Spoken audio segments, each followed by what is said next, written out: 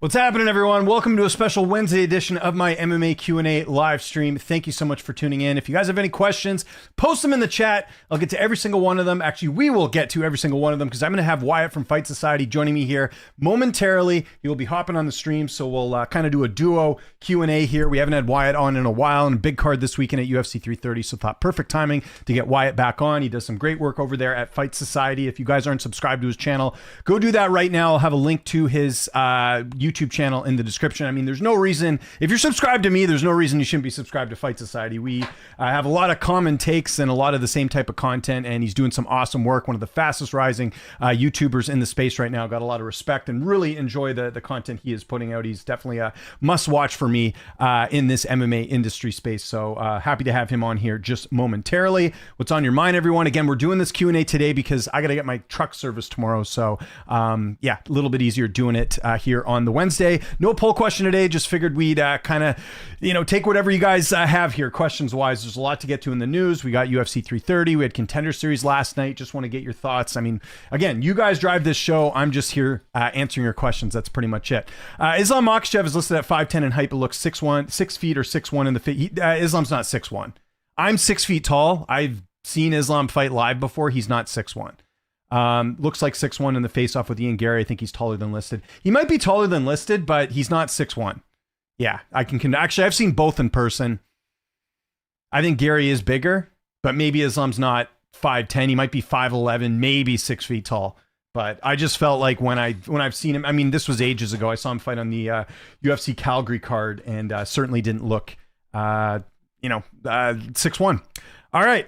Happy to welcome back on the program. It's been, a couple months, and hopefully we'll get him on a little bit sooner than this next time, but great to welcome back on here. Wyatt from Fight Society. Wyatt, how you been, man? How are you doing? I'm good, man. It's good to see you. I apologize for being a couple minutes late. Thanks for being don't you patient dare with me. apologize. I'm happy for you taking some time out today and doing this. I know I switched the time around a little bit, which I'll tell you guys in a second why that was as well. We were actually going to do this about 30 minutes later. I'll tell you that whole fiasco in a second here, but we'll get to some of the questions in a second. But how you been, man? How's all the 330 content going? I know you're posting content almost daily on the channel. Everything's been going great, man. I'm in an interesting, so I just moved in with my girlfriend on Sunday. And so I'm between my girlfriend's house and my parents' house that I moved out of. So it's a lot of like moving things back and forth. So that has been going well. And then UFC 330, man, I think this is the most like discrepancy between a main event and a card excitement, because I'm so excited for the main event. And so not excited about any other fight on the card. I mean, I'm going to watch it and I'm going to enjoy it because I'm a fiend for this MMA stuff. But I will say I am very disappointed in the card that we got as the final product for UFC 330. Yes, exactly. I totally agree with this. I did multiple videos on this exact topic where the UFC gets in a bad habit of where if they lose a fight or something happens, they never really make up for it. Because remember, we're supposed to have Aaron Blanchfield and Jasmine on this card. Yep. Not that was like the best fight ever, but like in the past, if they lost a big main card fight like that, especially in a numbered event, they would replace it. And they hadn't. And I can't tell you how many people in my chat were like, are they going to add another big fight to 330? And I said, nope, you watch. They're going to leave it as is. They're going to be like, well, Islam's headlining the card. You guys will still tune in. And by the way, for people who are like, you don't have to pay for it, we still have to pay for it in Canada. I just paid my $76 Canadian to go pay for this card because I don't want to worry about a bad stream or anything like that. And it's, it's part of my job to watch these cards. So I'm still paying for it. By the way, if anyone is wondering here in Canada, I canceled my Fight Pass subscription because that's normally how I watch all the pay-per-views, and I just would have it for the prelims as well too. But obviously with the Paramount coming in for us next year in January, I don't really see a need to, get a long-term Fight Pass subscription. But I did find out that even with my Fight Pass account canceled and my subscription canceled, I can still order the pay-per-view and watch it through there. So if anyone's wondering that, you don't have to pay the $29 a month for Sportsnet Plus, because it's a huge difference. You can save some money there. So just wanted to clarify that. But yeah, not a great card. Let's get into your questions, everyone. What's up, Billy? How you doing? Let's go. Two best channels. Thank you. Appreciate that, City Life. Good to hear from you as well, my friend. This week doesn't feel like a numbered card fight week at all. It's going to be a drought for a bit. I mean, this is what we expected beyond, the White House and 329. Like, if you're stacking the deck, you're leaving yourself very little wiggle room to make good cards after that. And I think you've talked about that a lot too. Yeah, absolutely. And also the point that you made about whether we have to pay for it on pay-per-view or not. In my opinion, I feel like that's partially like, an irrelevant point that like UFC shill type of fans use. They're like, you don't have to pay for it. Stop complaining. But it's still the product. It's still the UFC product. And we have to hold that. We have to hold this $20 billion company to a higher standard than, oh, hey, it's just cheaper to watch now. You know, it's still the product, and it's a sport that a lot of us care about. I think people get lost in the sauce a little bit with that pricing difference with the UFC. It's like if you were to go to your favorite food spot, even if they were charging a little bit less like on each thing, if the quality was all of a sudden the food was inedible, you'd be pissed about it, you know? Yeah, totally agree. So yeah, it is what it is. I mean, listen, and then there, of course, will be the people being like, well, you're still going to watch it. Yes, I am going to watch it, obviously. Yeah, I love it. But I just don't think that. Too. Yeah, it's my job. And then, the card might end up being amazing. It might, but I'm just saying, this is not the way to advertise it, is to be like, well, we'll just figure it out. And, you guys will tune in anyways. So yeah, you're going to get those people that UFC can do no wrong, as I call them, those types of fans. What do you think about the Islam Gary face-off? I haven't seen it yet. Have you checked it out? Have they faced off yet? I didn't even see. They faced off in front of some historical building in Philadelphia yesterday. They had the two. Let me go find it. The two main events, and people are talking about it because Ian Gary's listed at 6'3" and Islam's listed at 5'10", but they only look about like an inch and a half, 2 inches apart. So people are picking apart like, oh, how tall are they actually versus what are they listed at? But okay, let's have a look here. I mean, again, with the face-offs, and by the way, this is from Will Harris, who is a friend of the show. Yeah, here's the face-off here. So let's see. Let's have a look at this. Let's see. There's Layla, of course. Can't be too far behind. And his kid. Okay, yeah. Let's go further here. I don't need it. Okay, yeah. Where's the actual face-off? Do they not have it here? Or did they? Oh yeah, here we go. Kind of. Yeah. Gary, like I said, I was saying before you hopped on here, I've seen both in person. Gary is taller. You can slightly taller. Islam's probably closer to 6 feet. Gary's probably, I don't know. Either way, Gary is going to be a bigger guy. So yeah, for sure. But not by much. Did you end up picking Islam? What was your final prediction? I did pick Islam, and it's just, really, it's a couple things, but really what it boils down to me is like, I don't see Ian as a threat anywhere. And I think like, if you're going to try and beat him, Islam by a decision, like I see people talking Ian Gary knocking. I'm like, what planet are you living on? Like he's not a knockout guy really. Like, and he's had older opponents. Like he fought Bilal in his last fight. Bilal can be finished. We've seen, I mean, granted it was a decade ago, but we've seen Bilal finished. My thing with Gary is like, he's winning these fights strategically. And I suppose there's a world where he could strategically win this fight too. I just think with Islam's grappling, his striking coming a long way, with the fact that he does look kind of like a natural welterweight, I just don't see Gary being able to like do anything that's like, gonna surprise him. That's why I like the Morales fight better, because I think he could knock out Islam, whereas I don't think Gary can do that.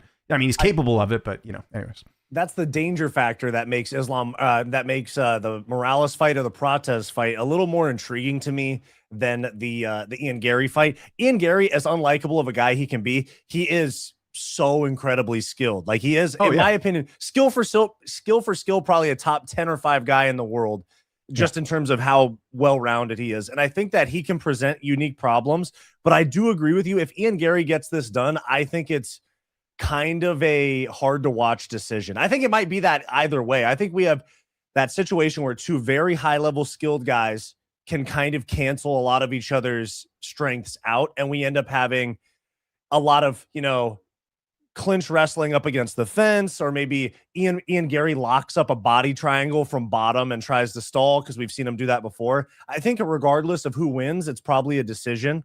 But if there is a finish, I think it's an Islam sub. Yeah, I could see that happening. Although saying that, I saw Islam by decision is like plus money. So I threw a little bit on that because, I mean, again, you're talking about a high level guy and Gary who's never been finished. So I think those odds certainly work in that favor. Is Akimoto in one? I don't know what this is. Is Akimoto a top 10 prospect in the world after his win over Kieber? I don't know who he's talking about. Are we talking about Ryzen? I think City Life Project's talking about Ryzen. Yeah, he is. Yeah, I didn't see it, unfortunately. That was last night, was it not? Was it on? Or no, it was a couple nights ago. Mix lost again. Yeah, Patchy Mix lost. So, okay, a couple of things about that, because I looked into that. Didn't he actually win the fight, but because of the weight miss, they deducted like points off him, so he technically lost? Yeah, 2-point deduction if you miss weight. So the problem with that, unfortunately, is like, how does Tapology rectify that with the fact that, like, I know that's Risen's rules, but in the actual unified rules, if you miss weight, you don't lose a point. So how does that work with the result? I do wonder that. I don't know, maybe no contest or something. I wish. Yeah. Oh, I know that people like having little specific changes to the rule set that makes it unique to their promotion, but it would make things easier if everybody had the same rule set, you know? Yeah, that way it's easier to distinguish. And so I saw Apache's post on Facebook talking about like he was injured and, you know, had trouble losing the weight and all that. Honestly, I think in his case, he's just got to be so much more careful about his career going forward. Like if you're even slightly injured, pull out. Yeah. Like you don't want this on your record now. Now you're like way far behind like where you could have been. And I just think like he's just had bad luck more than anything. Like, is there a regression? Possibly. I mean, he's not a young guy, but it's just been a really weird case of someone just completely falling off the face of the earth. Because Patchy's one of those weird cases where like if you watch him in Bellator, like he looked good. Like this idea that like he was never a year and good. a half ago. I said like 2 years ago maybe that he is good enough to beat top 5 bantamweights in the UFC. I remember saying this guy would give O'Malley problems before he was in the UFC. I remember just seeing the way that he KO'd Halfie and Stotts with the knee and stuff like that. I was like, oh, this guy's legit. And now he's staring down the barrel of regional jobber for the rest of his career. He's like 1 or 2 losses from fighting for like not any hate, but for fighting for like a Tough Enough or an LFA for the rest of his career. Yeah, it's just been a weird fall though. Let's get back to the questions here. Yeah. Fight Society, great coverage on the end. Yeah, I agree. I kept referencing your stuff because I would do sort of like the summary version. You would do like the in-depth, like really good version of the Smith stuff, and you did an awesome job on that, man. Thank you, bro. And the thing I like too is like you're very objective, so it's not like you're not coming at a place where it's like we're just gonna hammer in on this specific stuff. It's like kind of laying everything out and then kind of giving your take on it, which I thought was really well done. Absolutely. Thank you very much, man. I appreciate that. No problem. I'm sure we'll disagree on something here. Didn't finish Kieber, but Kieber's only been finished once or twice in his career. Okay, I gotta look. I gotta research that card a little bit. Islam looks to me closer to 5'11". Habib is 5'9". Yeah, that's fair. Again, I don't think it's. Yeah, I mean that maybe we'll investigate that a little bit more. What's up, Balkan? What's up, Izzy? What's up, Vince? How you doing? Two of my favorites together. There we go. You can't out yourself as a canceled Fight Pass guy. How you watch Fury FC and Lux? I don't have time. Like, I mean, really, like this is the big difference between you and me. And I've talked about this before, man. I got 2 kids. Like, I can't just like stream all the time and like watch all these cards. Like, again, if I'm a single guy and you know I don't have much going on, like fair enough. But yeah, it's too much to keep up with. I'll catch the replay or I'll read the play-by-play or look at the stats and all that later. It's just too much to keep up with, unfortunately. So. And I'm trying to keep up with hockey too, so it all works out. The main event though is a big fight, no disagreement there. Massive, yeah, very very big fight. But with that said, I would rather see Prates or Morales because I want the threat of Islam getting knocked out. I think Prates I just think Prates, the cult hero that he is, where he's like that little bit of a degenerate with the drinking and the smoking, stuff like that. He's the type of guy. He's like the anti-Muslim. Exactly. Yeah, exactly. And I'm a Dagestani critic, so I'd love to see Islam get starched out. As you should be, man. And like, I get a lot of shit on this channel for me being vocal about their fan base. I've been doing it for years. They're just annoying. Like, like, but it's no different than like the Pereira fan base being annoying. They, for some reason, want to act like victims. Like, I just saw a post today about someone being like, they were talking about, I don't know, the Islam fight, and they're like, oh, before the fight, Gary's a threat. After the fight, they say that Gary was never that good. It's like, no one's saying that. Your guy's a favorite as usual. He's probably going to win this fight, and you guys are still crying because like someone happens to critique him.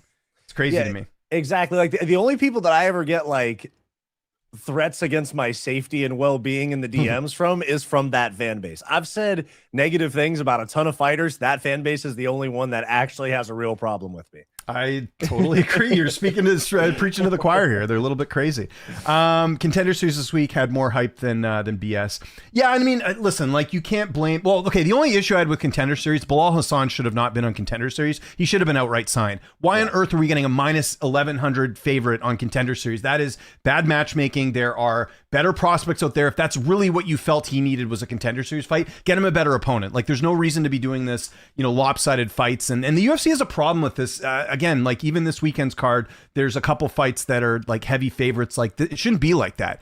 Regional scene, fair enough. It's hard to find fights. It's hard to get fighters to step up on short notice. Totally understandable. But like, why with a roster that's so big, this new Paramount deal, are we still getting fights that are lopsided? That's my only issue with Contender Series. Yeah, when people talk about the UFC being rigged, I look at it more of like they are not directly saying this is how a fight ends, but sometimes the matchmaking is so non-competitive that it starts to feel like, okay, they obviously want Atiba Gautier to win or whoever it is, you know? So I don't think fights are fixed, but the matchmaking is like verging on that at times, you know? Yeah.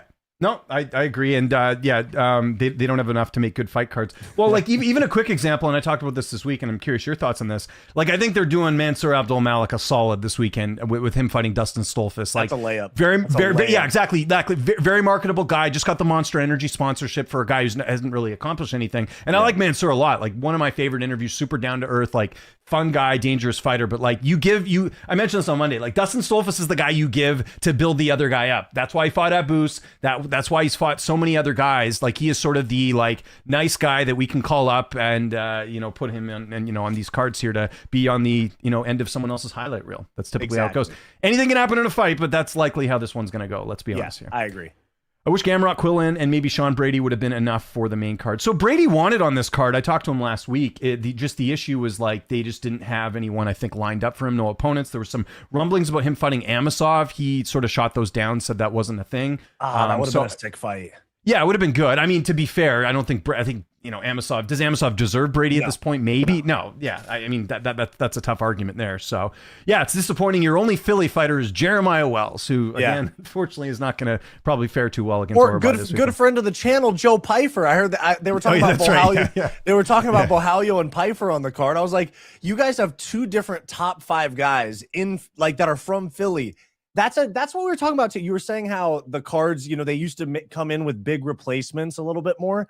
They also used to book the bigger name hometown guys. If you were a top 5, top 10 guy, they were going to put you on the card in your home city. And now it feels like they just go, okay, that one didn't work out. Whereas previously they're like, we got to get this guy in front of the hometown crowd. Maybe because everything, or not everything, but most of their money comes from streaming as opposed to the ticket sales. Maybe that's the reason for it. But I would have liked to see Pfeiffer and Brady on that card.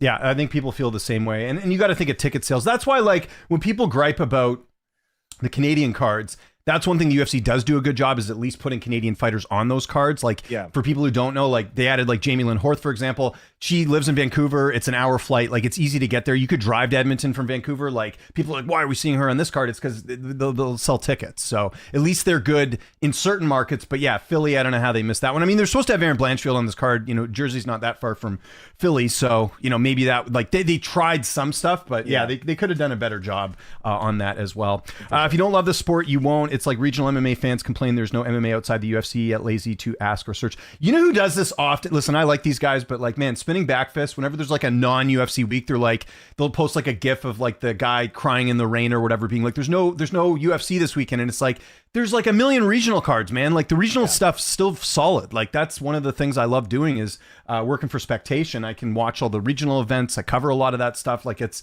fun. And it's like Contender Series year round, because you do get to see like high level prospects get to compete against each other, and they're getting more attention in some ways because some of them are like main events or whatever. So there's lots of MMA to go around. And if you run the whole gambit, like if you run the jiu-jitsu and the Muay Thai, there's 100 fights to watch every weekend if you look for them, Well, and it's like, I often hear people, because there's I'll watch UFC and nothing else. And then they're like, oh, everything else sucks. But it's like, why is this not applied to like college football or like, in the NHL, people watch the world, the juniors or anything along those lines. But for some reason, the UFC, it's like, there's just those fans that like will only watch UFC. They'll be like, this Apex card is better than anything that LFA can do. It's like, I don't get those people. It's super weird.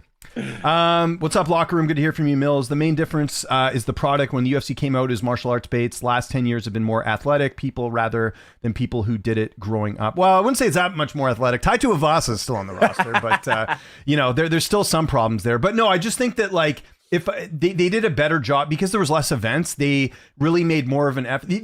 So there was less events, so they made more of an effort to make the cards more quality. And then on top of that, you saw more like replacements from fighters on the roster. One of my big gripes with the UFC is that they will do this like, hey, this fighter's out of a fight. We're going to just sign someone that's probably not ready and we'll bring them in and like they're going to be like a huge underdog. They do that way more than they used to do in the past. For sure. I mean, the guy gave Javid Basharat a really good John fight. Garza, that was a good fight, yeah. But 15-0 against a 6-1 guy debuting, the fight was obviously super competitive, but that type of matchup, it's the same thing in my opinion. I know that Trayshawn Gore has been in the UFC for a while, but Mhm. he's like 5-3 or 4-2, whatever his record is. He's fighting Vicente Luque, who has like 35 pro fights. And I'm not saying that Trayshawn Gore is going to lose that fight necessarily, but sometimes it feels like the matchmaking, like really 700 fighters, 800 fighters on the roster. This is the best we can do. Well, how about look at it this way? Why is Luque fighting Gore after beating Kelvin Gastelum? Like, I know Gastelum's not a world beater, but at the same time, that's a much bigger name than Trayshawn Gore. True. Like, what? Like, it's almost like you're getting a step down after that. I don't know. Yeah. It just seems odd. Some of the matchmaking. It's like Brendan Allen and Shabazian. Like, that fight made no sense, and it made Brendan look worse. If anything, like he should have steamrolled Shabazian, and instead he has a close fight, and now fans are like, I don't really think you're that good, and it's it's a result of just the matchmaking, I think. Yeah, if Ian wins, Layla will get the belt wrapped around. 100% she will. You know that's going to happen. Or that's she puts the belt on Ian or something like that. Yeah, exactly. Yeah, it's, yeah. Mackenzie Dern looked damn good during her face-off. Now, are we talking damn good as in, like, attractive or damn good as in, like, she looks in shape? You got to clarify that. I'm not one of these Mackenzie Dern haters that there's these people, oh, she's not good looking. It's like, dude, listen, she's not, like, the best looking girl in the world, but like, let's be honest, she's attractive. Like, if you're saying that speaks more about you than anything. You know what I mean? Yeah, for sure. She went, the one podcast where she was talking about paying her ex-husband's legal bills. Do you remember that clip? Dude, that clip gets reposted at least once a week. I swear to God. And that clip's like 3 years old. Oh, it's like, old. so, yeah.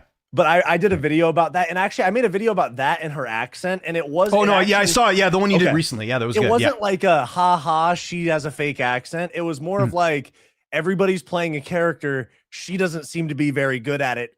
I think Ian Gary plays a bit of a character, and he is. The argument of the video was UFC has some WWE aspects. That was like 100%. Really the argument of the video. But it's funny, in the comments, the funniest comment I saw about Mackenzie Dern, someone said she looks like she wears sunglasses into Walmart. Yeah, I know what you mean by that. Yeah, that's hilarious. If Ian gets a KO, it's a head kick KO. You imagine if Ian head kick KOs Islam? Like, what would be the excuse? Actually, I already know the excuse. It would be like, Islam just got caught. He'll be back. He'll beat him in the rematch, right? Because that's another thing about that fan base, man. They can never take a loss on the chin. Nope. Umar didn't lose to Merab. He broke his hand. Chimaev didn't lose to Strickland. It was a robbery, and he had a bad weight cut, as if that's not in his control. Am I crazy for thinking McKee gives us the biggest upset of 2026 and sneaks out a decision against Sedelayev, or is Shad just that guy? I need to look up that guy a little bit more. I've always been high on AJ McKee. I was at his Bellator fight when he knocked out Georgi Karhakian. Years ago, it was like a 10-second knockout, and I was like, Bellator's got something with this guy, and they never marketed him well, because he's like a really good interview and like a good, like, he's athletic. He's a guy that should be in the UFC for sure. Yeah, I remember I had a teammate at my gym that had an amateur fight. This is probably 4 years ago, whenever he was the Bellator champ, and I met him at an event, and he was walking around with the Bellator belt, talking to everybody, taking pictures with everybody. I was like, oh, this guy knows like how to be a star. He likes the limelight. Some guys, it feels like, in my opinion, it felt like O'Malley was forced into a superstar role that his charisma didn't really match. With AJ McKee, I was like, damn, this guy's great. And anyways, I saw him in person. He was like going out of his way to be like the pro fighter that's cool at the events. And then it feels like I feel like he'd do better in the UFC, to be honest, because it went from the Pitbull matchups. It was a big name, a lot of talk about him, and now it feels like not so much. Yeah, he's kind of an afterthought, which is crazy because like he'd be big there. As an Ian hater and Islam fan, people are counting Ian out. It's weird. I've seen kind of a mixed. I actually see a lot of like Ian's gonna win. I do the betting show with Nick Kalikas. He's picking Ian.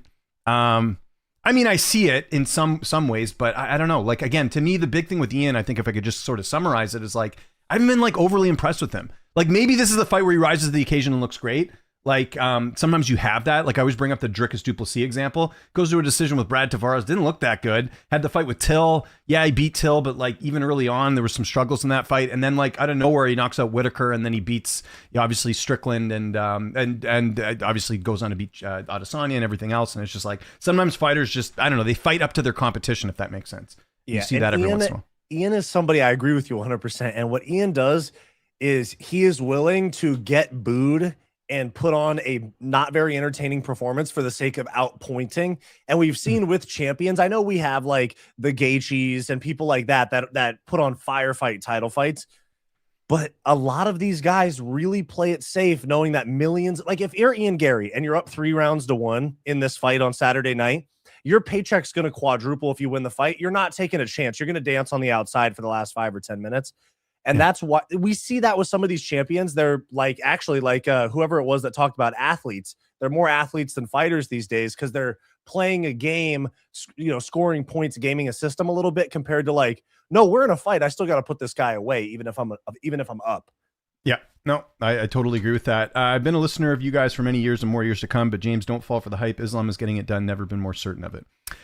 Again, I picked him. So this like thing of like, I think Gary, like I can't be more crystal clear than this. I am picking Islam. I'm just saying this is, and I talked about this on Monday, like the thing I worried slightly about in this fight is that so many people hate Gary, and I feel like that's going to blind them of how good Gary actually is, if that makes sense. Like we saw this, I'm trying to think of like a good, like if I want to go way back, like even like Ronda Rousey was a betting favorite against Amanda Nunes, and I remember betting Amanda Nunes at plus money being like, Ronda, like this is not a good matchup for Ronda if she's going to, because she fell in love with her stand-up, and I'm like, the stand and trade with Nunes is just like an idiotic move, and we saw what Nunes did to Misha Tate and everything else, and like it's kind of the same thing where like people didn't hate Nunes, but they like Rousey a lot, and that kind of blinded them to how good Nunes was. I know that's not the best example. I'm sure there's better examples of like a fan favorite fighting someone that people don't like. Maybe even Strickland. Like actually, maybe that's a better example. Like all the Chimaev fans said that Chimaev was going to run through Strickland and just assume that he would do what he did to DDP because DDP happened to beat Strickland twice. And what did we see? Strickland ended up pulling it off. So that's maybe a better example of where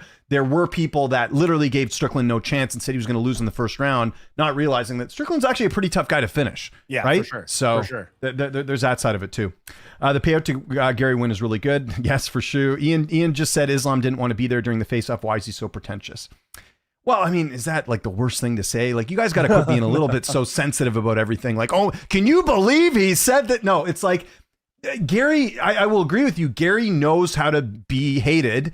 And that's like almost a superpower for him because I really believe he does not care what people think because like the stuff he says is like not fan friendly or fan favorite type stuff. So why does he say that? Because he's probably got, if you go look at his DMs right now, there's probably like thousands and thousands of like people threatening him and saying all types of horrible stuff because of some of the stuff that he said, which isn't even that bad. It's just stuff that people don't agree with.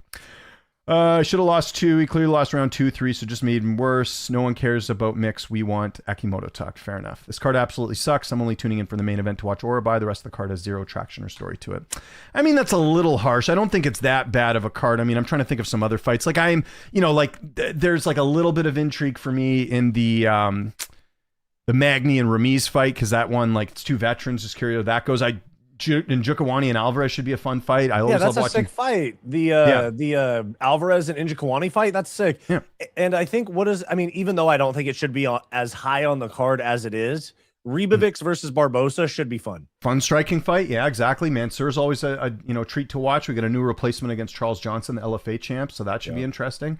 Even like Jalen Turner, I'm excited. Even Luque and Gore could be a fun fight. I don't know. Like it's not a numbered worthy event in my opinion. Like obviously the main and co-main are the 2 title fights, but let's say you erased both of these fights. This would be like a decent fight night card, but not like an all-timer type thing, if that makes sense. Yeah, it's like a C for a pay-per-view. Yeah. It's not like it's not a unknown main event that nobody cares about, but it's a C- or a C for a numbered card.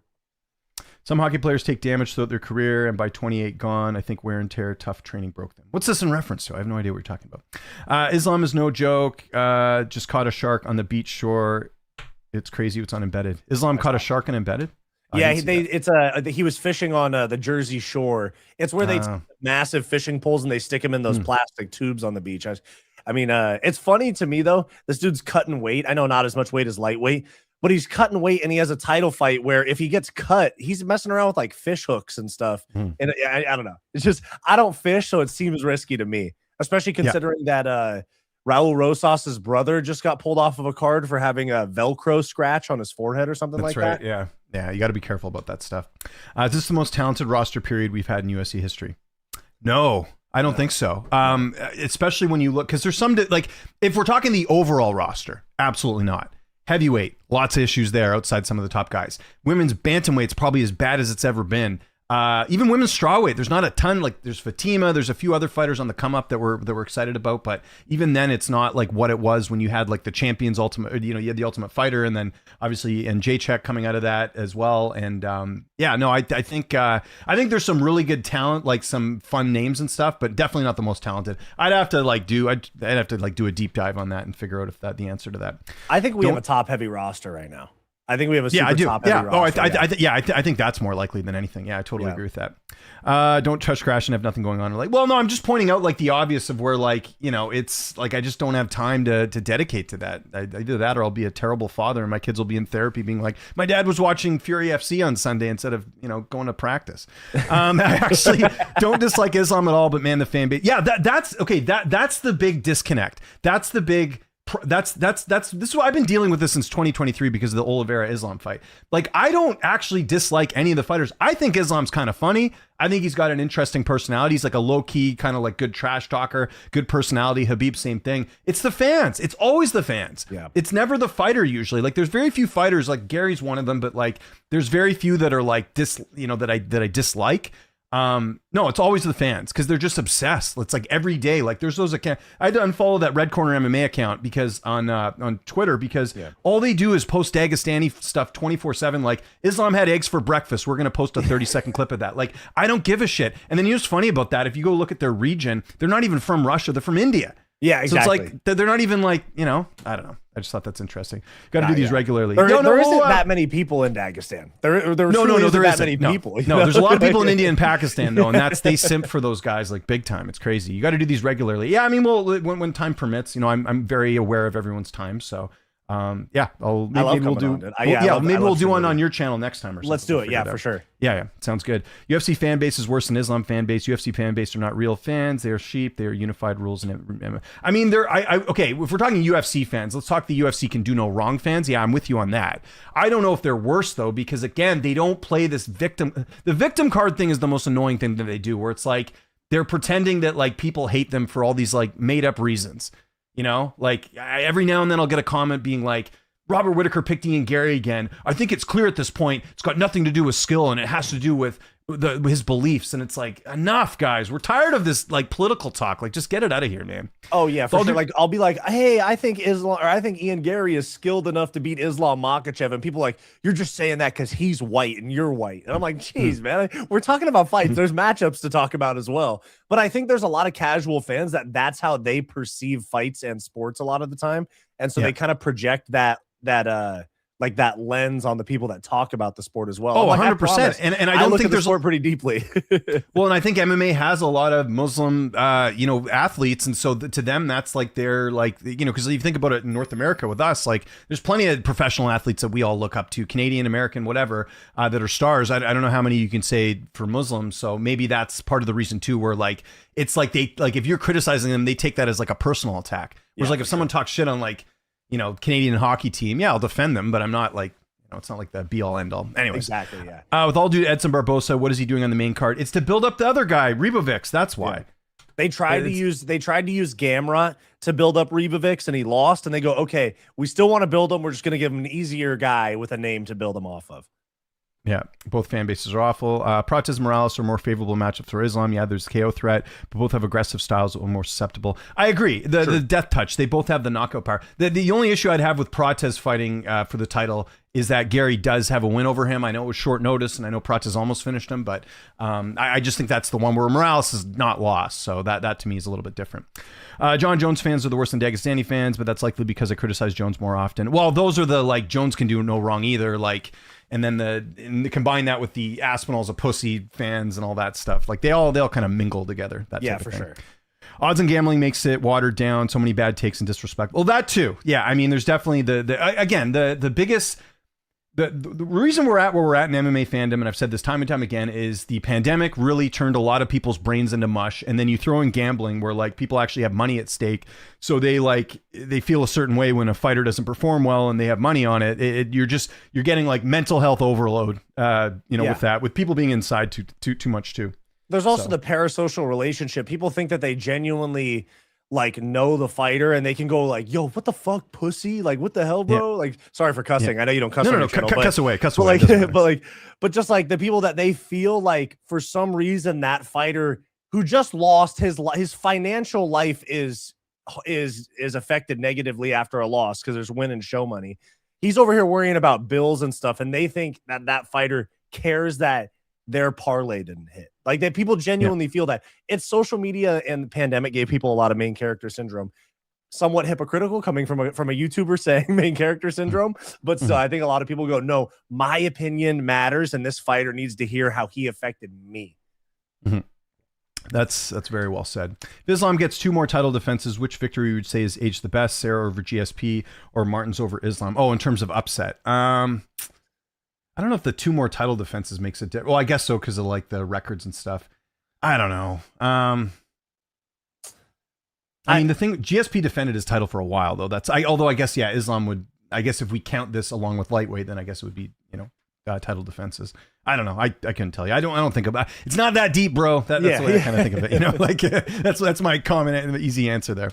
It's all serious, and I do. So I'm not saying you don't have a life, but I'm saying it's much easier for you as a single guy to watch these cards and have more time than I do when like I have other responsibilities. And by the way, it's not just like just my kids. It's like just other stuff I got going on, going to the gym, like just trying to like drive around. I got to get groceries. I got to do a Costco haul here soon. Just stuff like that like adds up as like someone who's a homeowner and all these other things. So no, I would listen. I would never. I love the fact I've talked about this before. I think your passion for the sport is awesome, and I think it's great. And you're not a jerk either. Like that's the thing. You'll get these guys that watch all this MMA stuff, and they're jerks to other people because they're not on the same hardcore trajectory that you're on. I guess so. So that sort of makes sense.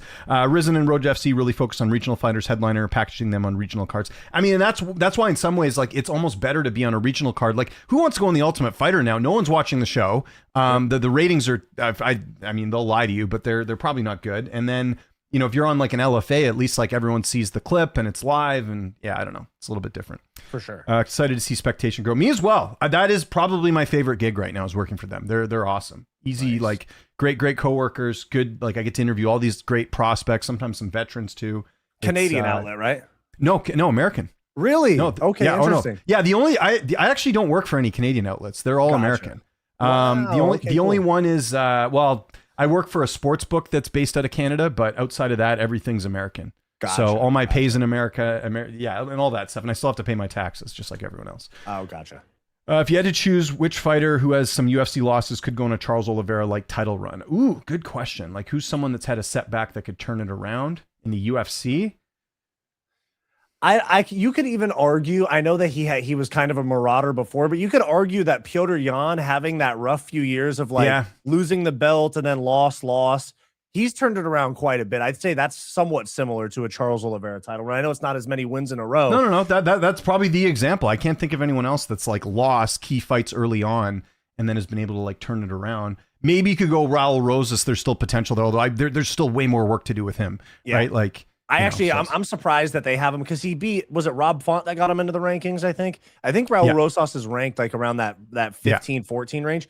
He's still like 22, 23. I think he's still, they got to do the Chase Hooper thing because where they have him fight once every 8 months because fighting learn on the job. That's what I'm saying, because you're 23, you can actually still get better. If you're Israel Adesanya, you're 36, you're not going to add a whole lot of new skills, but at 23, slow play this. You don't need to rush some guy that could be a champ.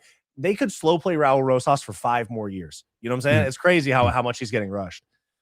I prefer WHL, LNA, honestly, NCAA more than NHL. I mean, I'm not there with that, but I watch all that stuff too, and I keep eyes. By the way, you're a Vancouver guy. They hired the Giants hired Jim Vandermeer, who actually lives in my hometown, former NHL player. He's their assistant coach now. Don't know if he caught that city life. I'm still keeping tabs on WHL. How much do you think Parnas got by the UFC? How much money did he get?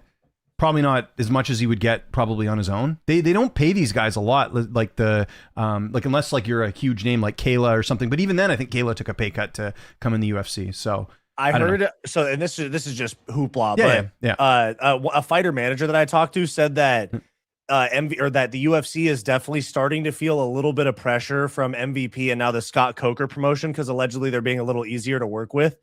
Somebody was saying Parnas got like 200K, which I think is pretty good for a UFC. That's decent. Yeah.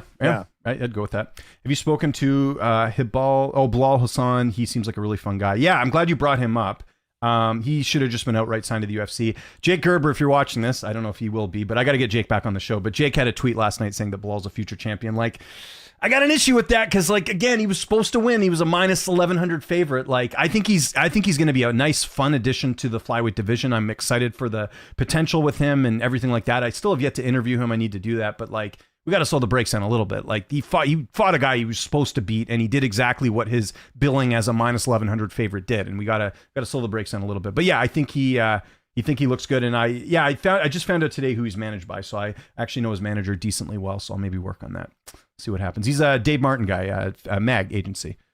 If you know who that is, they rep like Chandler and Ryan Bader and Oliveira and a bunch. Nice. How are you feeling about Tom Pag? Oh, hey, what's good to talk to you. Hey, Jason, if you talk to Pulver, let him know I'm texting him. He's got to text me back. I still haven't got confirmation to go to Cage Titans yet, so I'm assuming I will be. But tell him to text me back. How are you feeling about Tom Pags though? Great showing. Also, you see Ozzy signed for Dana White. He's talking about Cage Titans. Tom Pags looked good. Again, guy that's sort of worked his way up, and I think he's a nice addition for the UFC. So I thought he looked great. Wasn't surprised by the showing. I did see Ozzy sign. My concern with Ozzy is he's only got 4 fights. He has looked good, though. Ozzy Martin, if you guys haven't been paying attention, really exciting fighter at a Cage Titans. Trains with, or is coached by Devin Powell, former UFC, Bellator, I think World Series of Fighting vet back in the day. Really is turned into like a really good coach. He's got a lot of good fighters coming out of that gym. He is, Nostos MMA is the name of the gym. Ozzy Martin's like must-see TV. He is super exciting. He's young, and he's like got this Robbie Lawler type, well, he's definitely more personable than Robbie Lawler, but he's got like this, like, I'm a fighter's fighter. Like, he will, like, he's just got this like intensity that's like something else. So I hope he does well, but I am a bit worried that like it might be a bit too much too soon with just a couple fights. And the guy, by the way, funny story about the last guy he beat. He fought some guy. The guy, I think the guy was on Dirty Boxing before that. Let me find this guy's name. 1 second. I'm gonna go on a little story here, and we'll get to the rest of your questions, guys. I know we're a little light here as far as answering them. So Ozzy fought this guy. What was his name? Ryan Jett. He was on Dirty Boxing. He did something crazy at the weigh-ins that kind of went viral. Anyways, he fought. This guy. Yeah, he lost a bunch of fights in bare knuckle, and he fought Dirty Boxing. They had something to go viral. Anyways, he lost his last fight. It was a little bit controversial, Jason, as you remember, and you'll remember this too. He flipped out in the back and like tore up this, like, there's like an in between room, the media room, and like where you can walk in the back, and he just like tore it up, and like everyone was kind of like, is he gonna like come in the media room and just start throwing crap around? He like flipped out. It was crazy. I've never seen anything like that before. Wow. So he like lost his temper. He was like so mad, and like a lot of us were kind of just like, whoa, dude, calm down, like. So that was like a bit nuts. So yeah, but that's Ozzy Martin, guys. Keep an eye on him. He's fighting, I believe, October for Contender Series. Question for Wyatt. What are your thoughts on the song Rubbers by Shoreline Mafia? Oh, Shoreline Mafia. It's a group that I really like. They made a song that's really popular, but they used AI to make it. So it's kind of controversial. It's a good song. I don't mind people using AI as a tool necessarily. I don't know. This isn't an MMA question. I like the song. That's my answer. I think AI can be used for. I use AI a lot. I think there's good uses for it. I think some people get a bit lazy with it, but I think there's stuff that can definitely make things more efficient. Yeah. Steen says Danny Segura said on Submission Radio, UFC may be thinking Morales, Shavkat next. Who would you guys favor? Well, he interviews Morales, so maybe he has some insight. But I would assume that Morales would fight the winner of Saturday. No. Right. Yeah. I mean, but also Carlos Prates posted a picture of him in Hunter Campbell's office saying I'm next. So now people are also speculating Prates that maybe it's the winner. And I did Prates see said he's going to wait for a title shot too. Yeah. But I don't know how he would get it over Morales, only because I guess he's only lost one fight. But and I did see Prates' manager in Hunter get a photo with Hunter Campbell as well, so I don't know if that's related to. Could just be a new contract, but I don't know. We'll see. I guess that could work, but then like do we even know when? I saw Shavkat training, but is he like fully cleared to come back? Do we have something booked? I don't know. I think it'll be interesting to see what happens. Yeah, Jake is in the chat, by the way. Sorry. There we go. Sorry, I just have to mention that. I want to get Jake's response to this. By the way, it's nothing but tongue in cheek. I say this about anyone. I think people get a little bit too excited about certain prospects. So Jake, if you're in there, it's all love. No, anyways, I would definitely go with Morales though. I don't like 2 knee surgeries, divorce, father passing away, all these different things. He got divorced? I didn't know that. Yeah, so Shavkat, him and his wife got into a car accident or something, or his wife got into a car accident that killed somebody. And then apparently he's getting divorced. I saw some YouTube channel did a deep dive on it. Maybe something to do. I can't remember, but yeah, he got divorced and his dad passed away on top of those surgeries. So I'm not thinking that bodes well for getting in there with somebody as dangerous as Michael Morales after 2 years out of the game. Gore is on such a weird case of a career, talented as hell, but inactive and injured. I think now he's finally got some stability being at the lab. I know like Jared Cannonier's kind of like taking him under his wing, so that's good. Oh yeah. I'm on an island thinking AJ has a good chance. I always give AJ a chance. Wyatt, your hard work. Listen, I appreciate that, but like honestly, like we're equals. And in fact, you're killing it on YouTube right now with everything. So I just think like this is just a good collab of two people who have similar ideas. And same thing goes with Jake if he's still watching here. Like I just, people that are good at putting out good content and not just doing the slop stuff. That's the type of people I want to surround myself with. I appreciate that, bro. Yeah. I appreciate it. AJ seems like a cool guy. Great interview with Riz and New Year's. Walkout was the best ever. Yeah, they do a really good job with that stuff. I'm surprised UFC isn't marketing the record win streak angle for Islam more. If he wins, he breaks Anderson Silva's record this weekend. Yeah, that's true. Yeah, I saw them ask about it in one interview. They literally should be putting this as, this is our GOAT. If he wins this Saturday, this is his toughest matchup. Yeah. I swear, all you have to do is sound a little bit excited about stuff to make it promotable. And Dana just goes, what? No, we'll talk about it on Tuesday. I'm hitting the gambling table. Did you hear on my stream the other day? I had a guy. So I did the video on, I forget what fight I did a video on. I think it was the Armin and Hoofy fight. And so I do this thing sometimes where if I find out like news ahead of time, I'll do a video on it. I'll have it on private. And then when the news is official, I'll post it. So some guy comes in and he's like, you complain about Dana not being excited about fights. Probably doesn't help when the media leaks fights beforehand. And I'm like, I specifically said in this video that I would post it when it's official. And I did do that after. And the guy must have missed that. But it's like, this is the length that Dana White like defenders will go to, as if that somehow has to do with this. Yeah. And people act like everything is so under wraps. I remember the famous Chael Sonnen line. If you want somebody to know something, tell a phone, tell a friend, or tell a fighter because they can't keep their mouth shut. I've been in gyms. Guys will literally walk into the gym and be like for example, the fight didn't come together. And I'm not, this isn't like any crazy thing, but we talked about our mutual friend, Jordan Wright. He's he's a training partner of mine. Yeah. The Alex Pereira UFC debut at Madison Square Garden where he flying kneed Mitchellitis, that was supposed to be Jordan in that fight. Jordan walked into the gym and he was like, they called me and offered me Pereira and I said, hell no. And so it's like fighters are so open and flippant about their own fight news that it's not that big of a deal if a fight gets leaked. Literally random Instagram pages hear about stuff before it gets announced by the UFC, Well, some of them just flat out make it up. I'll never forget. That is Joe true. Piper, Nasser Imavov confirmed for the main event for UFC Paris. The second I saw that, I'm like, I know Joe's not flying to Paris to fight Imavov. Like, come on. Especially after the whole Mexico thing where he didn't like the food and all that. If you remember, exactly. Yeah, exactly. Although I think French food might be a little bit better. We'll see. Which title fight had the most attractive pairing? Tate Rousey or Dern Gillian? That's a good question. I'll probably go Dern Gillian. I think. Yeah. I never was like a big Misha Tate guy. Like she's attractive, obviously, but I don't know. So. Yeah, and I think I'm not in the Joe Rogan camp of loving, in my opinion, my taste, the masculine buff women, and that's how like Rousey and Tate were a little bit. Yeah, I agree. I don't know. You remember that famous Rogan clip where Shane Gillis is like, "So you like buff women with hairy armpits? You're getting close, Joe." Yeah, that's good.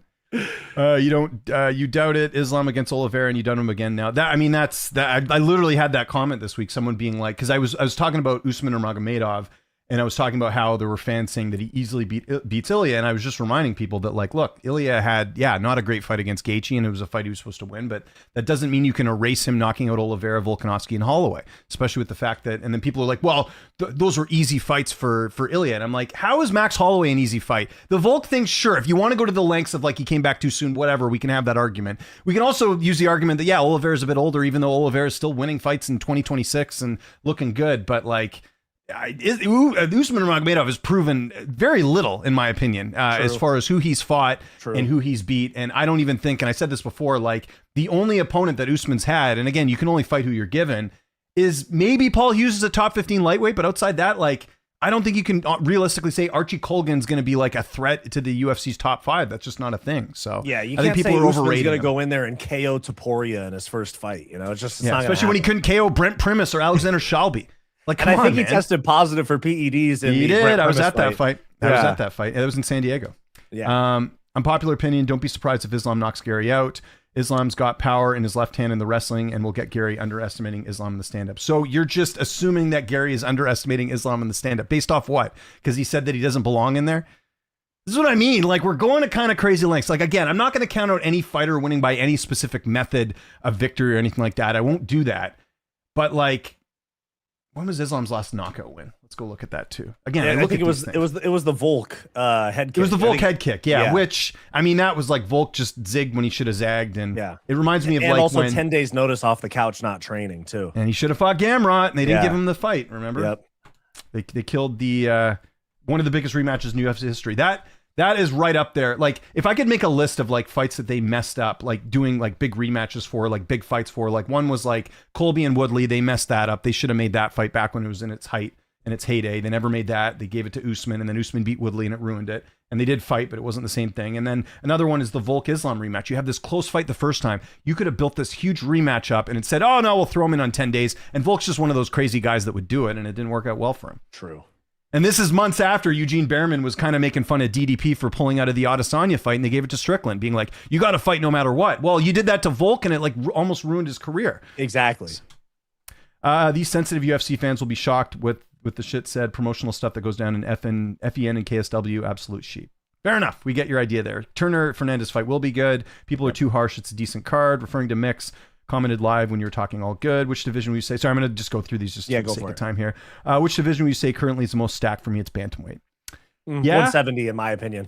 Yeah, 170 I think for me too. Because there's like there's a couple guys that you could argue are like number one contenders. You've got obviously, Gary, we'll go with him. Prates, Morales. I put even Brady in that category. It just, he's struggled a bit with getting knocked out.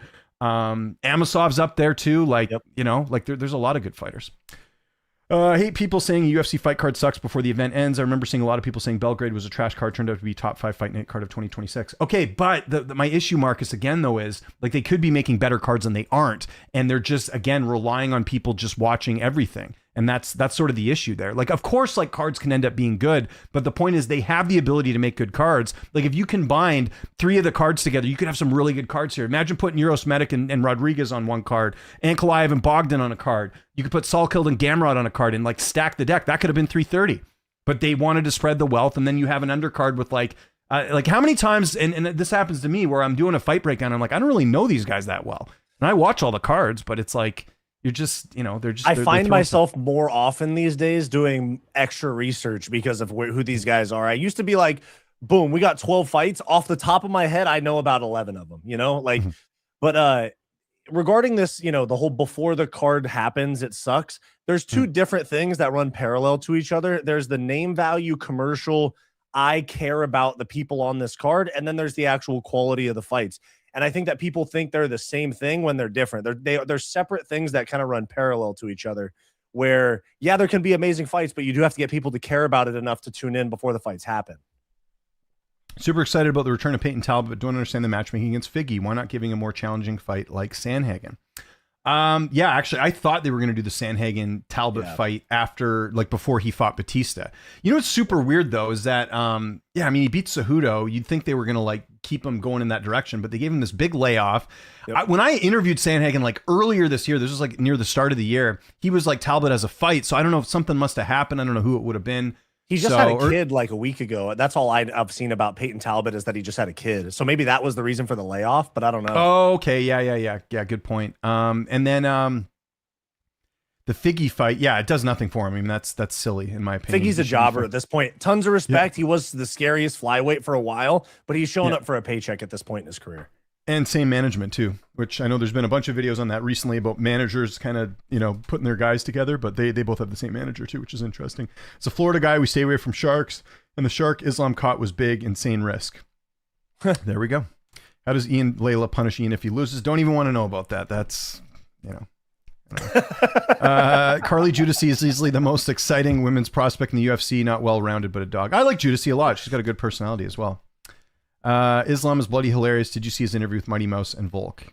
Yeah. You know what's kind of funny about that though too? Like obviously in in his religion, like the woman is definitely has to be submissive or whatever. And I think I saw something like Johnson being like, I got to talk to my wife first. And Islam like didn't quite say it, but you kind of knew that's what he meant in the back of his head. Like the wife shouldn't have any say. It's like the husband who says anything, which, that's a whole different can of worms. But yeah, I thought that was kind of funny.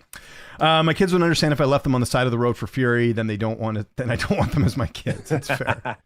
Islam and Habib are cool as hell. It's Pakistani and Afghans. And the friggin' I talk about this all the time. The Honda Civic, the guys who, if you go to their Instagram photos, there's just photos of them like standing next to like a Honda Civic or like in the field, like pretending to model. It's like, when you used to have those really cheesy like 90s family photos, it's like those, but on Instagram now. James, you have super underrated humor, dude. Yeah, no, it's, but because I see it all the time. Like, dude, I saw the other day when someone was making fun of Strickland. And it was like talking about, I don't know, just doing like the whole like making fun of his upbringing or whatever. And I go click on the guy's profile, and sure enough, it's like the guy like, like standing next to the car doing like this. Like that was stuff you did when you were like a teenager and you thought it was cool in like the 2000s. Eddie Hearn took a Mission Impossible tax by signing up Ian Gary. Every time this dude talks, he makes it worse for himself. He needs Paul Heyman type of guy to sell him. But I think, I did a video on this, Hearn's only doing like marketing stuff for him. He's still with Vayner. Vayner's doing his contract. So Hearn's not like his official manager. It's just like a side thing. So there's that. Who's your favorite NHL team? You're in LA. You're a California guy. Would it be the Ducks or the Sharks? It would be the LA Kings, I guess. But I don't really watch hockey. But yeah, I guess I'd say LA Kings. Yeah, they grew up there. They practice in my hometown. Yeah. Okay, that's cool. Yeah, they were, I grew up in El Segundo. The Lakers, the Sparks, and the Kings all practice in El Segundo. It's a small city right outside of LA. Okay. Counter argument: UFC fans hate everything else. Made up reasons are way more political. That's true. Islam is white. That's true. Wyatt says Toronto or Boston. I'm on some. Yeah, you wouldn't say that. I watch so much regional MMA. I love it. But I gladly give it up for a family. That's what's most important. Well, everyone's got different. Listen, I won't judge people for having different priorities in life, but I always wanted a family. I have a family. I'm glad I have a family. And plus, it's a nice like balance. I think balance is the big key here. If you want to be in this industry for a while, I talk about this all the time, but like in October, it'll be 9 years I've done this full time. So I've still managed to like still live a normal life outside this. Did you see the clip of Ian calling him Ian instead of Daddy? Oh, Ian's son, yeah. Called him Ian? Yeah, I think in my opinion, I was like, oh, it's just him repeating his mom saying Ian's name. That's how I took it. But people obviously, given how people feel about Ian Gary and his wife, they're like, look, it's not his kid or something like that.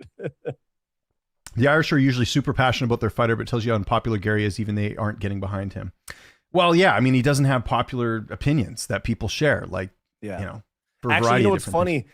Conor McGregor does not fuck with Gary from my like observation, because when Ian Gary got mentioned as like an Irishman, Conor said, I'd be fine with a fight with him. Muy bueno, as they say in Brazil. I think he's kind of salty that Ian Gary more like kind of lives in Brazil. Anyways, that's the way I read that. No, of course. Yeah. No, I agree. I don't think Pratis beats Islam at all, but I love him. I mean, he's got a puncher's chance. I would still pick Islam in that fight, but I think that sorry. Well, no, yeah, it's the same thing. Morales, Pratis, doesn't matter. They both have the power. Gary's a perfect example of why you shouldn't let your wife dictate your life. But is that okay? But again, though, it could also be a genius strategy here, because he's getting more attention than ever by doing the opposite. And again, I brought this up on the stream the other day. Like someone mentioned, like the way to like Colby became popular by being like the right wing, like kind of Trump guy. And like that pissed a lot of people off, and anything he did, people would like comment. And that's why he was like one of the highest viewed like interviews for a while and like one of the most popular fighters. And then someone made the point, like back then, they're like, if someone did the opposite and was just like super woke or whatever, it would probably have the same effect. And that's essentially what Gary's doing. And that's what's so funny, because like I do see like the media lefty, like woke types that are like, anytime Gary, like I saw someone like defending Gary about the vegan video, which they are right. Like who cares what he does? But like fans like making fun of him for being a vegan. But it's like, how's it any different than Colby being like, I'm partnering up with like a gun company and gonna promote guns? You know what I mean? Like it's something somewhat political. Being a vegan is somewhat political, right? It's just the same thing, but just the different side of the coin. So it's just kind of funny to see, like, that same media people would be mad at Colby for talking about guns, but then the vegan thing, they defend it. You know what I mean? Like it's just people pick and choose based on if they inherently like somebody. I mean, Nate Diaz has been a vegan for his entire career, and people are like, fuck yeah, we love Nate Diaz. But then with Ian Gary, they're like, look, see, this is even more of a reason for me not to like him. People cherry pick what they don't like, if they or aspects just based on if they like somebody or not. I agree with this, by the way. I've never encountered, and by the way, I've never encountered anyone like weird to me in real life. Like I've seen them at events or whatever. Everyone's usually really cool. But yeah, I would agree with that. It's again, there's a like I was listening to Andrew Wilson and Joe Rogan on their podcast.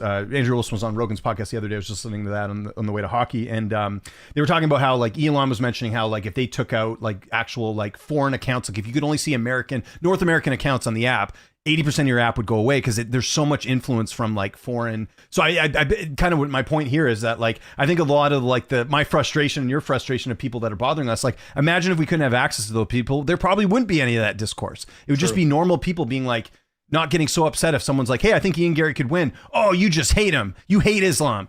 Hate. It's like, no, you don't. And keep in mind, if those Indian and Pakistani fans didn't exist, then MMA Joey wouldn't have a fan base. Well, I mean, yeah, he'd pivot to something else, like a lot of those guys do. You got to. That's why I think this fight's so funny because he's going to go against one of his guys, regardless. So, oh yeah, he's in a tough place here. Yeah, he's going to alienate someone. Gambling degenerate UFC fans are so disrespectful to fighters; they are the scum of the earth. Yeah, I mean, think anyone DMing a fighter that does that type of stuff is right up there. I agree. Literally think they are subhuman filth. Bashing these athletes put their lives on the line for entertainment. Insane. There's no empathy anymore, man. And it comes down to parenting and being online too long. That's what it comes down to. Nothing 100%. Made me more angry when that goof Aiden Ross got angry at Leon because he lost money betting.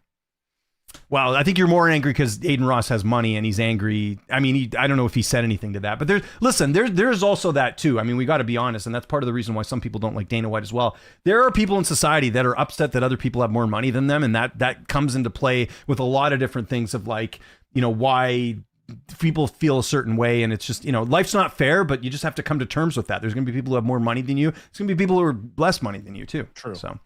Okay, let's try and do some auctioneer style. Let's do it. We'll do like another 10 minutes or something here. Yeah, for sure. Islam fans are the worst, but in America, middle age are Colby Strickland fans. That's true. I applaud Spectation, and I didn't have enough time spent covering the sport in their eyes. No salt, still pay for their service. One thing that Spectation does better than anyone is like they will give. I don't know if they do it for every promotion, but for Cage Titans, like a fighter can get a like a promo code for them specifically, and they can give it to their audience, and it's a discount code to sign up for the streaming service, and whoever signs up, the fighter gets a kickback on that, which I think is great incentive. So that's like if you sign up like 500 people, you make some money off that. I don't know how much it is, but there we go. The guys who threaten you, do you go on any of their profiles? Do they wear sunglasses, long jeans, and sandals? No, the people that have I had a guy that actually I called him on Instagram, on the call feature, and I talked to him for a bit, and he was just threatening me, and he had no profile photo, no name or whatever. One of these days I got to record it because I would make that into a video in 2 seconds. It would be so funny. Just going after someone, being like, would you really say this to me? Or some of the messages I get. I wish I deleted the emails, but this was years ago. I'll tell you guys, this is kind of funny. One of Joey's supporters kept emailing me every day being like, you better stop talking about him or bad things are going to happen. And I should have made that into a video at the time, but I think I was just I don't want to give them any attention, but that would have been great content. Because it was just dude, what the hell are you going to do? Yeah. Yeah, I like the smaller competitor Fight Pass option. I think Spectation is going to surpass Fight Pass. Fight Pass is now that Paramount's in there, they have less promotions. It's not going to be as lucrative as you would think. So, Brandon Moreno's going to have Oliveira type run. Just needs the type of guy. I don't think so. Brandon Moreno's taking too much damage, unfortunately. Yeah, he's over the hill. What do you guys see doing UFC matchmaking for Usman's first fight? He'll get a top 5 guy. I think the perfect. I think Benoit Saint-Denis would be a good fight for him. Or they repeat what they did last weekend and they say, Matus Gamrot, we got somebody else to build. Get back over here. But no, realistically, a BSD or a Gamrot, someone that they're okay with sacrificing. Because after the Patty loss, I don't think BSD is going to get that big of a push anymore. I have non-character syndrome. I'm too scared to even collaborate with you guys. I've asked you to come on and you've declined. Let's be clear about that. So just so people know. Big Calgary Hitman, Victoria Royals guy. I love the Calgary Hitman logo. That's Bret Hart's team. Which one of these guys should be Wentz debut? Sutherland, Gimmis?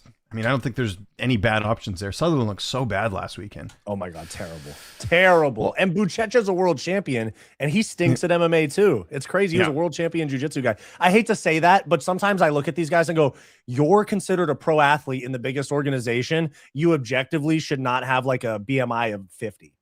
I hate to say it like that. Especially with all the resources out there. Yeah. Let's see. Bilal Hassan did the moonwalk KO to walk off. That was cool. That'll get people's attention. I had tickets to the Hitman. Yeah, that's junior hockey's great. Yeah, I don't know. We got some weird. There. No, it's not there. Yeah. What's up, 10-7? Good to hear from you, guy. The exec needs more yachts. Best link up. Nice. Let's see what we got here. The craziest thing I've seen in my life, even the cops are scared of. I'm talking about that Cage Titans thing that happened earlier. Okay, I want to mention this before we go. So this has never happened to me before in my career. So we were going to do the stream a bit later because I had an interview booked with a fighter. Right, yes. I don't even want to mention the card or anything because I don't want to like reveal who it is. And I don't necessarily think this is the fighter's fault, but there's a fighter I've interviewed that's somewhat notable in the UFC, maybe a bit more notable. You know who it is, Wyatt. Like I already told you who it was. So, just keeping that context in mind. Anyways, it's a fighter I interviewed a couple fights ago.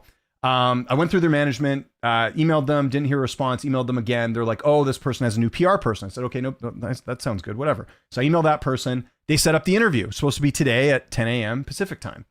I get an email back like an hour later being like, hey, what are your social media handles? And I'm like, oh, well, maybe they just want to see like who I am or whatever. That's fair. I don't care. So I give them my social media handles. I get an email back an hour after that. That says, we feel, I'm paraphrasing here, but it's like, we feel it's not mutually beneficial to do the interview. Now, I could have done, and so I wasn't going to be doing the interview. Said it wasn't mutually beneficial. Now, I understand some of this. The fighter in question has been on some big platforms before, understandable. I also understand that, like, I'm not owed any interview. This is not me whining or complaining. I'm just telling you these are the things we have to deal with behind the scenes sometimes.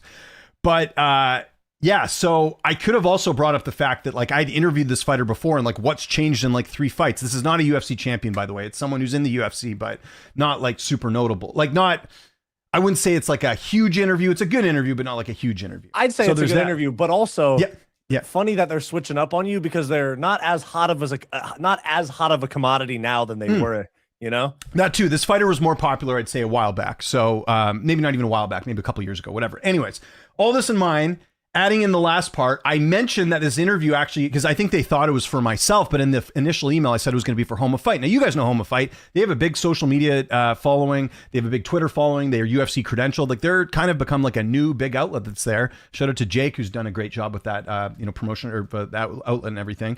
So I mentioned this for them, and I have like numbers to back up that like this is like a legitimate outlet. They still denied me.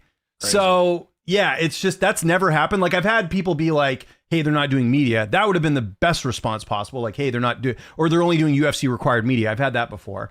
But like to book an interview, then to take it back because you've changed your mind is just very petty. So yeah.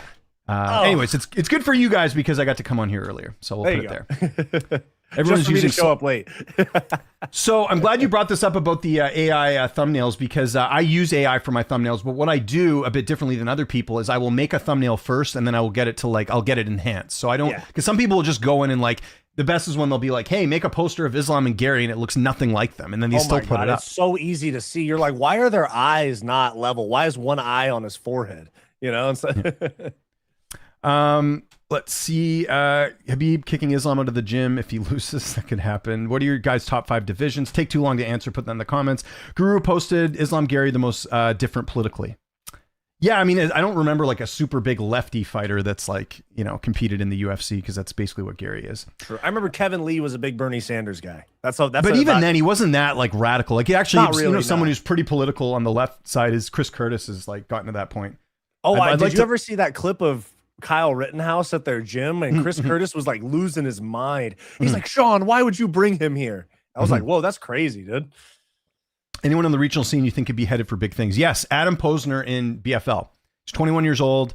I don't know why he's not on Contender Series. He is quite the talent. He's like our great big hope here for Canada. He looks legit. Because he keeps signing all these older Canadian fighters. Yeah. One guy that I think is really good too. I started doing a little bit of stuff with 559 Fights. It's a regional thing. Jeremy Lucha. I know them quite well. Yeah, and so Michael, their media guy, reached out to me, but they have there's a team out here in SoCal. They moved to Vegas, but John Paul Labosnoyani, Shane Collins, the Q Gym. They were mentioned on Rogan's podcast. I don't know if you saw that. Yeah, Aljamain Sterling dropped them. Yep, and so there's a smaller team called Cobra Team that they all I think they left Black House or somewhere, but they have a guy, Jonathan Powell, that just fought. Yes, I've heard of him. Fights. He's really good. He main events for them later this month. He's really good too. So did you know? Go ahead. Sorry, go ahead.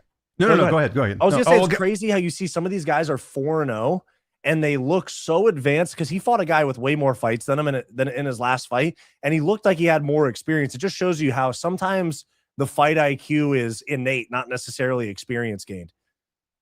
Yeah, interesting thing with 559 Fights, and this brings up a whole other can of worms. So Jeremy, who I like, by the way, he's great. He's like a managing partner in Iridium, the management company. It's always a little problematic when you've got a promoter that's also working in management. Ed Suarez does the same thing. He still manages fighters and he runs LFA. And then you've got like, you know, there's some like little political stuff that goes on there. Not that, I mean, they're a great promotion, but I just thought that's kind of interesting there.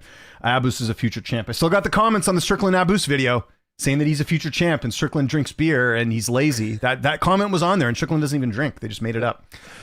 Can't wait for the return of Shavkat. Me either. Who'd you have Shavkat fight on his return? Depends what the timing looks like there as well. AI yanked it, or someone did. FAI. I don't do that. Max Amosov would be the most politically interesting matchup due to the whole Russia-Ukraine lore. That's true. Good point. Good point. Sorry, I'm just going down here. I did see Jake's comments here. We're gonna have to skip some questions. If I missed your question, just post it in the comments here, guys. But I want to get to what Jake has to say. I don't care about the win, what he did. I was supposed to see the skill. I agree, but I'm just saying that like he was supposed to, like if you're a minus 1100 favorite, you're supposed to do that. Like you're supposed to look amazing. Like Terrence McKinney knocked out Matt Frivola in like seconds in their fight. There was people saying similar stuff there. Like, again, I think the skill's there and the potential's there. I just think it's like, you're kind of guessing to say he's future champ. It's just, it's tough to say that. That's all I'm saying. I'm critical of that commentary, but listen, this is why I like having you here. This is good having discussion. I didn't mean any shade or anything. I just say I disagree with it. So teach their own. Terry Fox is 100% on Mount Rushmore for Canadian athletes. I would agree with that. Sorry, let's go here. Let me just skip some questions here. Do you think Pantoja will be a bigger underdog than Van on fight day? No, I think bigger underdog. I don't know. I couldn't predict it. Let's see. Let's get one more question, then we'll get out of here. Only because I got to make it to. My kid's got this has been kind of screwing up my week. My kid has hockey camp right in the middle of the day, and it's 40 minutes away, so I have to like work my whole schedule around this. So. I got you, dude. I'm blind, so I just described my video to AI and have it come up with thumbnail without checking. Really could get me in trouble if I wanted. How would it get you in trouble? I don't know how that would work. Respect to city life. Sorry, guys. How about more of that Dana impression? Who did the Dana impression? I need a woman to slap. Eugene is not a good coach. Not as insufferable as Javier Mendez. True. Sorry, guys. I'm just randomly going through questions. Which manager have I had the best relationship with? I don't talk to a lot. Probably Tyson Chartier, who runs like Top Game Management. And Lance from Iridium as well, who's not like, so I don't really talk to Jason House at all, but I talk to Lance every now and then. He's actually Strickland's manager. So like obviously Iridium's like a big management company, but like Lance works with specific fighters. He's really good. But then, a lot of PR people. Chris Creech at Sucker Punch is good. Shout out to him. Dana Rubenstein's good. There's a lot of good managers. There's some that aren't so good. Ali and I are cool now, so I don't want to say anything bad about him. I've been getting some interviews through him, so we'll just leave it at that. I'll leave that to Wyatt. That's why I watch his videos. I was about to say, that's my best relationship with a manager. Yeah, you got to be careful. And then City Life, you DM me, I'll tell you who the fighter is that I was just talking about with that whole thing. And okay, let's get last question here. Tofik, who I think definitely should get a rank guy next. Torres, Benny, Nolan would work. Benny shouldn't be fighting anymore. Tofik Musayev was a steroid cheat, and he cheats in fights as well. He grabs fences, he pokes eyes. I feel very strongly, I do not like that guy. He was a steroid cheat, and he's a cheater in the cage as well. There we go. Wyatt, thanks for doing this, man. This was awesome. Thank you so much. Yeah, we'll definitely link up again. We'll do my channel next time for sure. Yeah. Anytime you want me on, we'll figure it out. Anything you got coming up video wise? I know you do a great job too. I love this, and I need to do this more. Is you'll post your Instagram story as a video that you've had coming out, so even I'll know like to go check that sometimes. But what do you got coming out soon, or anything you've released recently? Let our audience know. And by the way, everyone here in the chat, go subscribe to Wyatt's channel if you haven't already at Fight Society. Thank you. I appreciate that. Nothing. I mean, I drop a video basically every day, so there's nothing specific to point out. We're dropping a website and stuff soon. Ooh, that's nice. about it. But nothing crazy. Just check out my channel. There's a new video there basically once a day. You got merch yet or no? Have you got that? That's part of why we're doing the okay. I'll get a shirt. I've got a US locker, so I'll get one to go support. And my merch, I need to like update it or something. But I have shirts on this channel. It's been there for a while. Okay, quick programming note. This is kind of weird what's happened. So I'm away tomorrow because I got to take my car in. I'm supposed to be off next week. My entire vacation got ruined because of the forest fires that are going on in like kind of near where I am. So I was supposed to be away camping on a lake next week. That's not happening, unfortunately. However, I am still going to take some time off next week because I don't know, I want to take my kids out and they're not in any camps next week. So next week, Monday's show is pre-recorded. I will post that Monday. I've already done it. If you're on Patreon, it's already up there, the Sacramento preview. So that's already done. So that will be pre-recorded Monday. I think I will do a Q&A on Thursday. It just depends on my schedule next week. But for sure, Monday and Wednesday, I'll be away doing stuff. And then I might do some interviews next week. So yeah, if you watch next week and I talk about camping, I'm not camping, unfortunately. So we're trying to get that rescheduled, those damn forest fires. But yeah, it's like 99% sure I won't be going. And other than that, I got a lot of content on this channel. I pre-recorded a bunch of stuff in anticipation of me being away. So there will be content on the channel. It's just I will not be live for probably a while. So again, maybe bank on a week tomorrow, me going live next time. Actually saying that, no, I take that back. Saturday night, I probably will be around to do a recap show. So that'll be the next live thing I do. I wasn't even going to do a recap show because I was camping, but now that I'm back, I probably will do one. So keep an eye out for that. I'll get that up in the next couple days. For myself, for Wyatt, hope you guys have a great rest of your Wednesday. I will most likely see you Saturday night after the fight, so you can come join me. We'll do a chat there. Thanks so much for watching. I'll see you guys soon.